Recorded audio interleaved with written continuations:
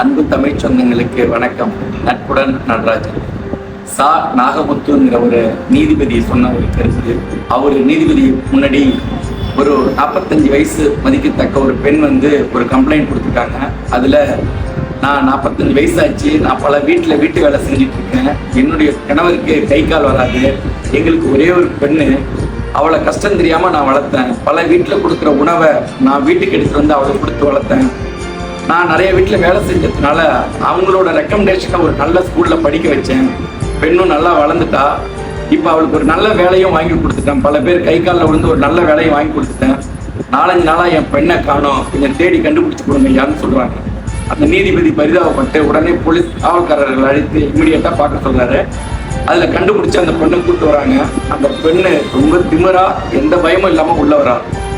அப்பள்கிட்ட கேட்குறப்ப அவன் சொல்கிறா, ஆமாம் நான் மேஜர் ஆகிட்டேன், எனக்கு பிடிச்ச பையனோட நான் போயிட்டேன், நான் அதனால் அங்கே தான் போகிறேன், இவங்க எனக்கு வேணான்னு சொல்கிறான். அப்போ அந்த நீதிபதி சட்டத்தை மீறி ஒன்றும் பண்ண முடியல, ஆனால் ஒரே ஒரு கேட்குறாரு, உங்கள் அம்மா கூட ஒரு 10 நிமிஷம் பேசு அப்படின்னு சொல்கிறார். இந்த அம்மாவையும் அந்த பொண்ணையும் ஒரு தனி அறைக்கு அழைச்சிட்டு போகிறாங்க. அவங்க பேச விட்டதுக்கு அப்புறம் அந்த அம்மா முதல்ல அழுதுகிட்டே வெளில ஐயா விட்டுருங்க, என் பொண்ணு சந்தோஷமாக வாழட்டும்னு சொல்லி அழுதுகிட்டே போகிறாங்க. ஆனால் ஒரே ஒன்று, போகிறதுக்கு முன்னாடி என் கணவரை கொஞ்சம் நேரம் அந்த பொண்ணு பேசிட்டு போட்டுன்னு சொல்கிறாங்க. ஆனால் அந்த பொண்ணு அவங்க அப்பாட்ட பேசாமல் நேராக போயிடுது. அவரு அந்த கணவர் இந்த திசையை நோக்கி பார்க்குறாரு. அவரை தூக்கிட்டு ஒரு செவத்துல சாட்சி வச்சிருக்காங்க. அவர் கண் நிறைய தண்ணீர் போடுதான். இதை கேட்ட அந்த நீதிபதி கண் கலங்குறாரு.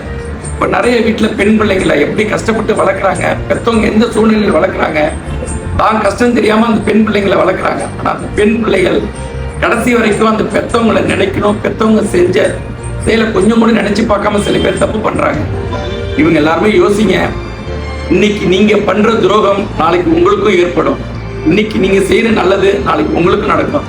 பிறர்க்குன்னா முற்பகல் செய்யும், தமக்குன்னா பிற்பகல் தாமே வரும். பெண் பிள்ளைகள் பெற்றவங்களை முதல்ல மதிங்க. பெற்றவங்க உங்களுடைய வழிகாட்டி, பெற்றவங்க தான் உங்க மேல 100% அக்கறையோட இருக்கிறவங்க, அப்ப யாரும் இல்லை.